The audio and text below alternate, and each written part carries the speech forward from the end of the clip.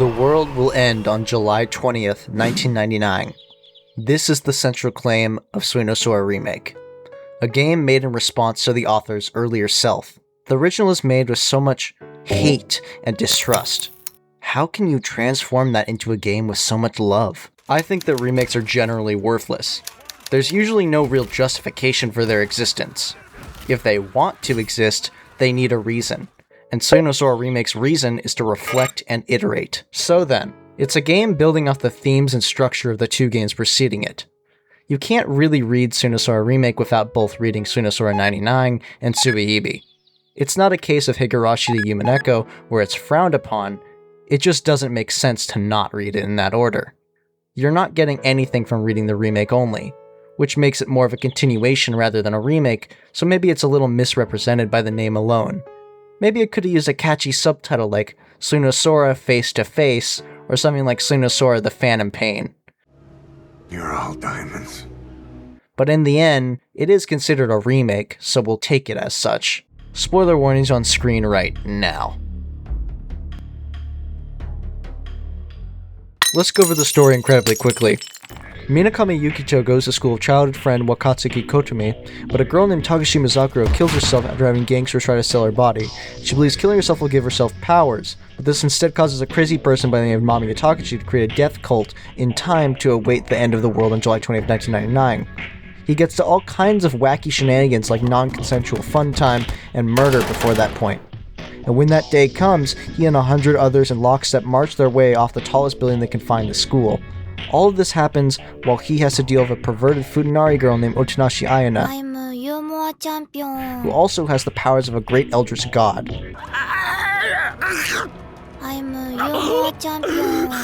This story runs in parallel with a girl named Yokoyama Yasuko, who also has the power of antisocial personality disorder. She then kills herself because she witnesses the psychic power of an anime girl Tulpa. That's the gist of it. Of course, many things happen in between these moments, which is what we're going to be getting into. Let's look at it from an angle of a critic first. But before that, a little backstory on why this game was made. Sora originally was created in 1999. SCA-DI then worked with Kero on projects all the way up until Subarashiki-Hibi in 2010. That was his original reimagining of Sora. In the past, he has stated that Subahibi was made as a game created out of wanting to remake Sora, but launched off completely into a different product. He hated the original, but he also wanted to respect that original effort, and tried to tackle these ideas again. This then spawned the idea of remaking Sora again. After all, it hadn't been accomplished. Writing isn't an exact science. For a visual novel, this one is especially linear, just like Subahibi and Sora 99. There is only one decision that matters within the visual novel, and both sides of it are entirely necessary. It shares the same problem with the original game, where it has decisions that don't really mean anything and don't enhance the experience by existing. It's not really stimulating anything at all, it's just picking the options in sequential order. In cases like Kotomi's View, there are too many scenes that are completely repeated without any addition. It's a major problem with pacing. Most new additions are considerably better paced, like Yasuko's View. And this creates a major problem if you've read the original, because these issues are a lot easier to notice. The major story addition lies in the newly added Yasuko chapter. It serves as a missing link from the original. It would have been a much needed build-up to some of the things that happen over the course of the story. Of course it's completely different and ends up in a different place than Sora 99, but it's so excellently done that no matter how you feel about this game, you have to read this portion. It bridges the gap between Zakuro and Takashi's chapter insanely well. Sometimes sex scenes drag on for way too long, but mainly within Takashi's chapter. I do not get anything out of sex scenes in visual novels, so I try and look for subtext within these scenes. But it's not very applicable when there's a 20 to 30 minute voyeuristic Futanari scene right at the end of the chapter. There comes a point where you have to question what brought you here. And this is one of those points. If I wanted to see a guy jerk off in an alleyway, well, I've been to LA plenty of times. Oh, the camera's on. The camera's been on the whole time, huh? I don't even know. The art is very nice. I already enjoyed the way the original sprites looked in the original game, but these fit really well with the backgrounds. There aren't a ton of unique CGs, but when they're used, they're great. The art has a pretty cool theme, with each sprite being free-flowing and having line art escape the sprite and sometimes the background. It's very dreamlike. The criticism here comes from the fact that certain sprites are not actually consistent in flow and style. Secondly, they took Kotomi's hair vents away. The game was put together of a bunch of spare assets made sometime in the 2000s, and some designed just for the game in 2020. That type of thing gives it a charm very similar to the original. Sora 99 was amateurish because they didn't know their craft that well yet. The remake knows exactly what it wants to do, and tries to mesh all these things together in a way that still makes sense, but feels unprofessional in some regards. Let's get the 2025 version out of the way. It changes many of the background CGs, updates the UI, and adds additional CGs where necessary. Some are pretty great, like Tadokoro's office, but it replaces the sprites of Zakuro to something that just doesn't feel like the character at all. And of course it extends the scene I was talking about earlier by another 30 minutes. I much prefer the 2020 version, and I would say that this version loses that charm of the original work. Overall, these aren't major issues, but they add up to being a little less immersive in content. It's indicative of a shift towards a more professionally done game in contrast to how the original was created. After all, this game comes at a time where they've built up an actual studio with people who love their work and support them fully. Sora Remake is a game made as a response to a young man confused about the spirit of creation. The phantom pains of that work permeate throughout the course of his accomplishments. You, me, we've no place to run, nowhere to hide. All roads lead back to the same nihilistic starting place. I feel that this concept is most apparent with Sora Remake. Looking outside of the game, we can see that major roles have been delegated, and the process of making this game was not one of isolation. It's a group effort. The artist who believes in continually looking inwards and using those lessons to express their own interests is one that has made something out of their art. It shows an interest to take themselves to the limit of their language, of their world. Both games do this, and I'm not discounting one to say that one may have more meaning over the other.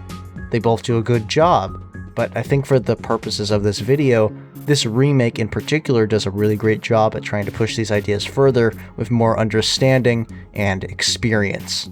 Understanding what goes into making a product is something that people may mistake for possibly being corrupted by influence. Influence can harm you, but most people cannot make something on their own. Being stubborn won't take you very far unless you're a super genius. But even then, geniuses are not usually omniscient. No one is infallible. Unless you're my good buddy over here. Sora 99 had a belief in the world being unfair.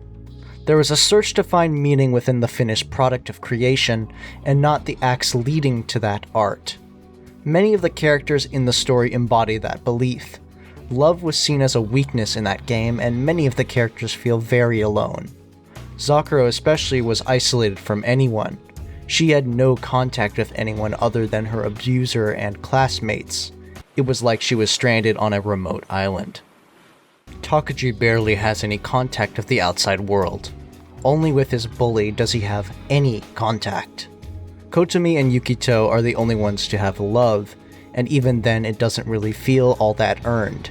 It's shown to be more selfish, with Kotomi being more jealous of Yukito when talking to Ayana. Similarly, they bring up that story of the man who went blind during Takuji's view. They have a lot of things pointing towards a distrust of modern society and people. This is contrasted with the companionship and love found within the characters in the remake. Kotomi and Yukito feel like they know each other, and they have many different interactions with people throughout the school.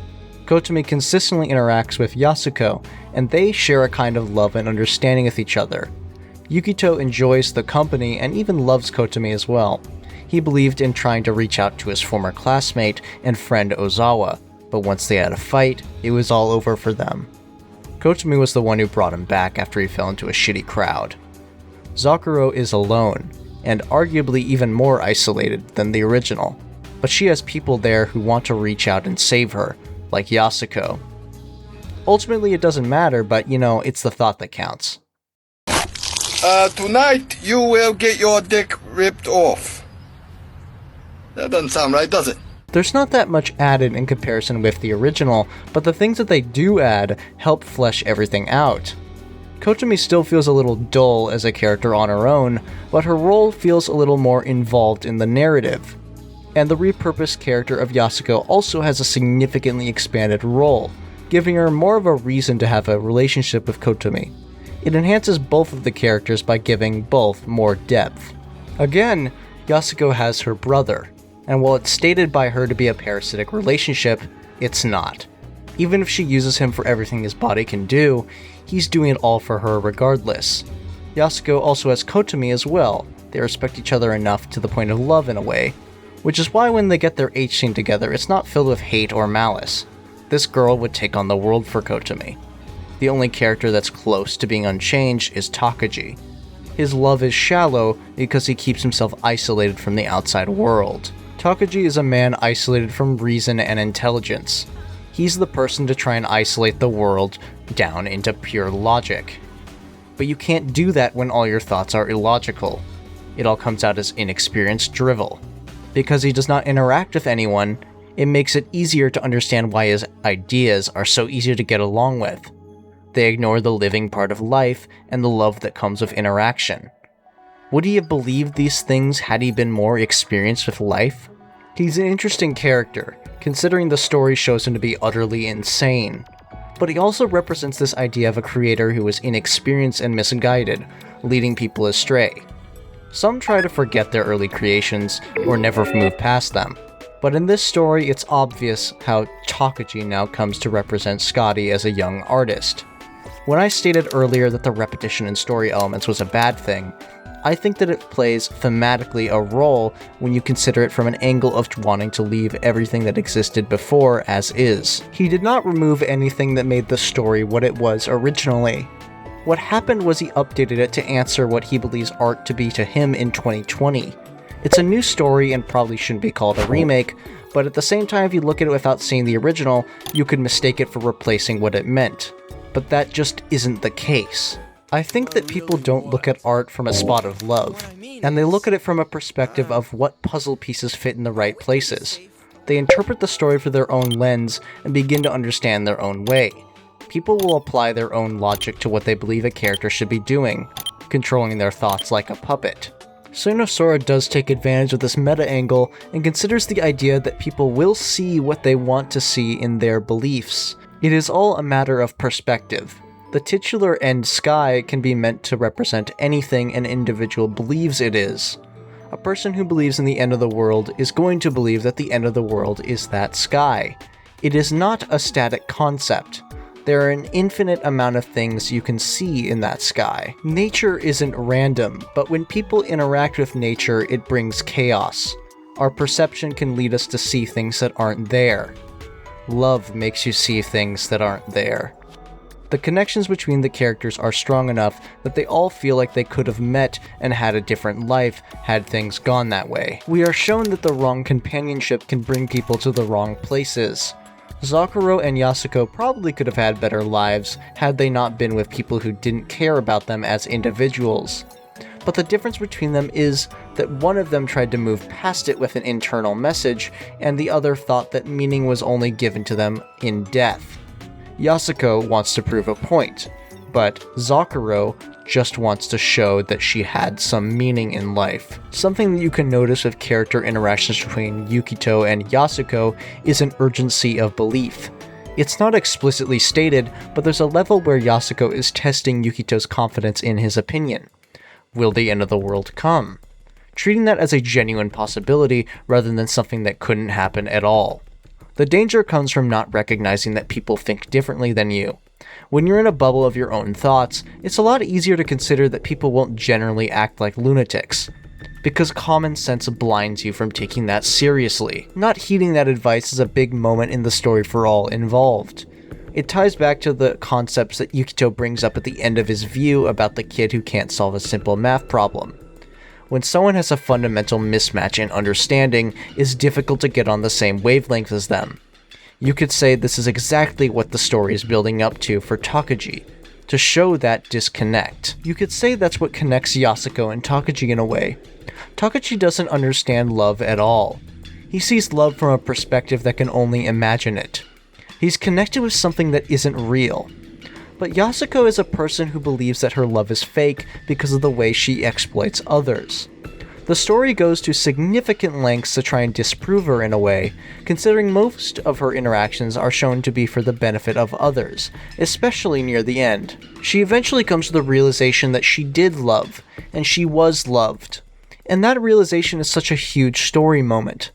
It's a weight off her shoulders, even though she just becomes another weight falling through the air. That character growth isn't really seen in its fullest with many others in the cast.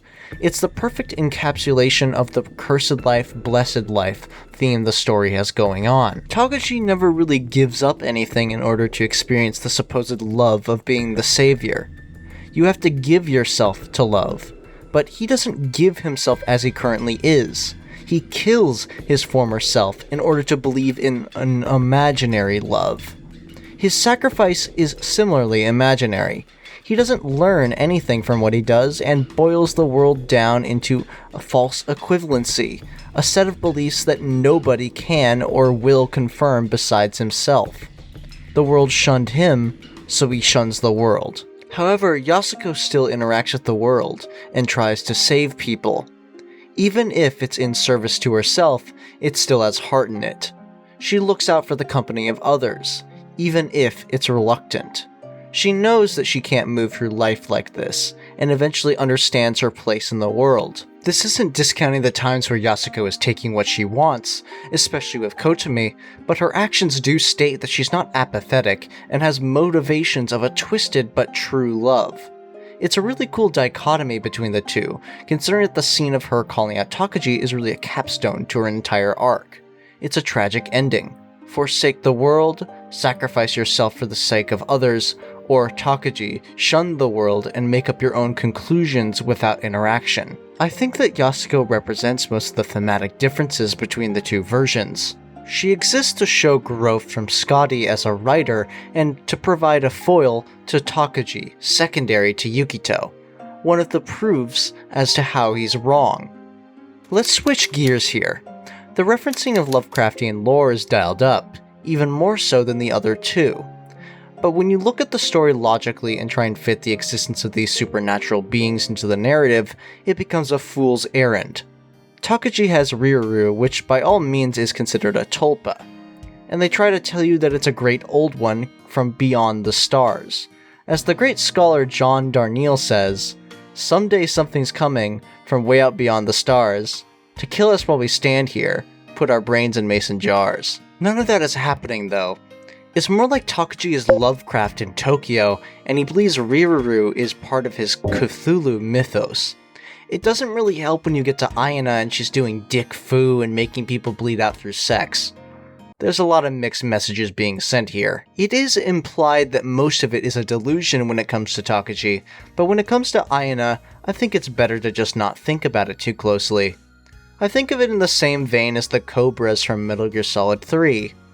Nobody is asking to know why the pain shoots bees. He just does.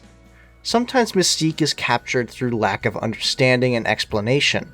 It's also why the Sorrow is such a unique boss fight. You aren't really asking why this shit is happening. You just accept it. Some things are better left unsaid. I'm not gonna leave it unsaid that Takaji did try to create Outer Heaven, so there's that as well. Who are you? To begin with, we're not what you'd call human.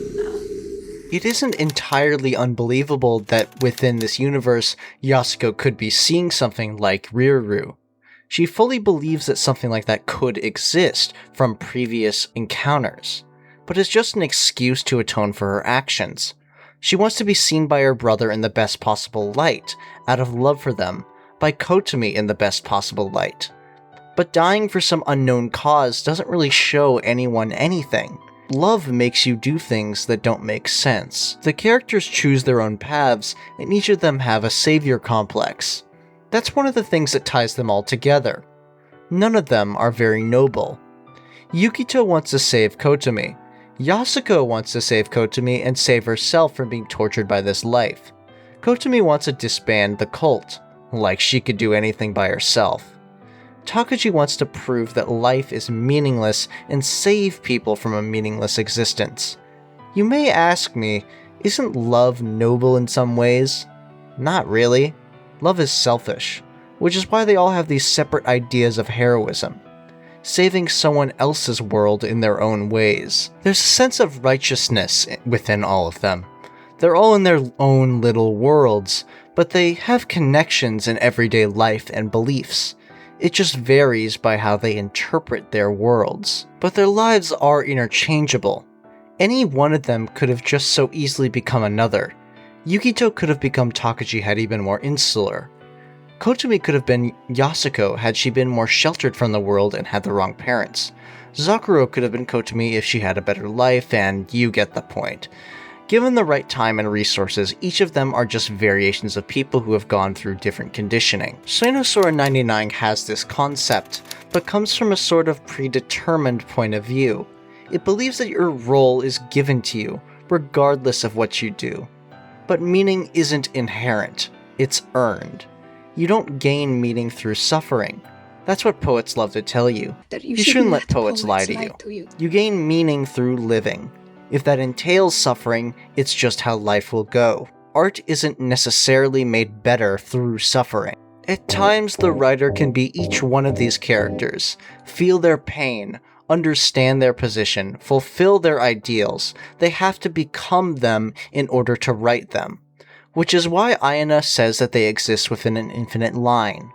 The soul is eternal and will transmigrate across time and space to fulfill their needs and expectations.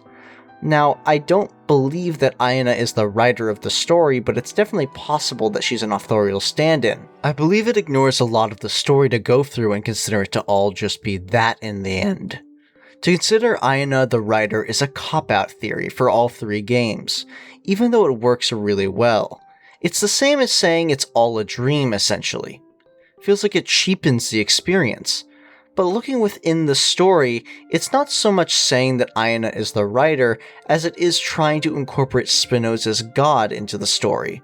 That's a whole deal to go through and analyze, so here's the spark notes. This also goes for each story in the N-Sky trilogy. Ayana acts as an indifferent god towards the events that occur in the world, asking questions, showing her presence, and does not care if Takaji believes in a false god like Riruru. The problem with this interpretation, albeit fitting best, is that she directly influences the world.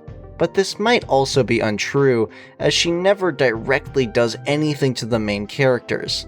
It's seemingly shown as the influence of God rather than the direct interaction with God. It's using these things and connecting them with forbidden knowledge and eldritch horror in Lovecraft's work to show this.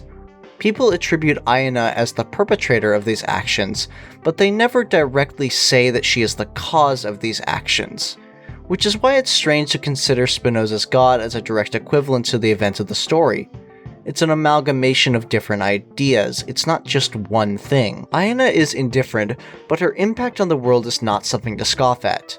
Many things are indirectly attributed to her, just by her appearance and form. Which is why it's seemingly contradictory to say that Ayana is indifferent, since she does directly have an impact on the course of the story. But maybe that's the idea that influence on man is what gives God his power. I don't know. I'm probably just rambling. Anyway, this story is made with love, from a person going back and understanding their feelings about life. They can't go back and tell them what they should have thought. They wouldn't have understood it at the time. You can't go back and change the thought that you made this. But you can answer the questions you had. You can give those ideas more weight and a new form. You come back with more understanding, like how each of the characters in the story have a small piece of their own worries and faults. Only they can decide what their meaning in life was. Not everyone can understand or have that. Experience fills the gap of understanding and gives it form. I don't think many will sympathize with it if they haven't felt that in the past. There's a level of growth that you wouldn't be able to grasp if you haven't experienced these works in order. The best example of this is that Takaji doubts himself in the original, but Takaji has removed all doubts from himself in the remake. The original was full of anger, all of the characters are, and they don't tackle these questions head on, only indirectly. In order to fail, you need to try. Isn't that what life's about? Failing in order to succeed? If the absence of love defines Sora 99 and shows a more selfish side of writing, then the ubiquity of love throughout Sora Remake is what gives it shape. It's building off of the live happily motif of Subahibi for the remake. In Sora, these are the paths that these characters take. It may be depressing at times, it may be happy at times, but that's life. You take the good and the bad. You translate that experience into what it means for you, and that can be anything. These characters exist within their own fantasies. If God and nature are infinite, and all of them are just expressions of the infinite God, then each of them are connected. Their minds are the same. From the world being unfair to the world being indifferent, and you need to use your connections to grow and change this world for how you want to interact with it. It's a tragic game, with disgusting things on the surface and beauty bubbling just underneath. I don't think someone who hates this life would ever make a game as pretty and dark as this one. Even if people hurt and fail throughout this story, they have a way out. They aren't hopeless. They have people, and people have them. The tragedy here is that most of them won't be able to understand that. Maybe though, we don't even really know love. I sure as hell don't. But we can always learn if we try again. God is indifferent to the mettle of man. How much love can you endure? How much hate you can take? All these things are meaningless. They're two sides of the same coin. Please take a look at one of my other videos here, and think about subscribing and commenting your thoughts below for more like this.